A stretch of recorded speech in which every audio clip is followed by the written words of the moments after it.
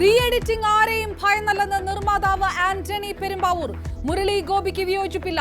പൃഥ്വിരാജിനെ ഒറ്റപ്പെടുത്താനാവില്ല. സിനിമയുടെ മൂന്നാം ഭാഗം വരുമെന്നും ആന്റണി പെരുമ്പാവൂർ. ഞങ്ങളുടേതായ ഒരു തീരുമാനമാണ്. ഞങ്ങൾ ഒന്നിച്ച് കൂടായിട്ട് എടുത്തൊരു തീരുമാനമാണ്. അതിലൂടെയാണ് ഈ ഒരു എഡിറ്റ് നടന്നിരിക്കുന്നത്.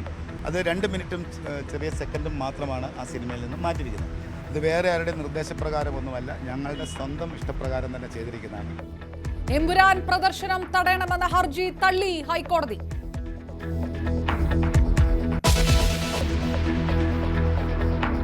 തിരുവനന്തപുരം കേരള യൂണിവേഴ്സിറ്റി മെൻസ് ഹോസ്റ്റലിൽ എക്സൈസ് റെയ്ഡ്. മുറികളിൽ നിന്ന് കഞ്ചാവ് പിടികൂടി. പരിശോധന നടത്തിയത് പൂട്ട് കുത്തി തുറന്ന്.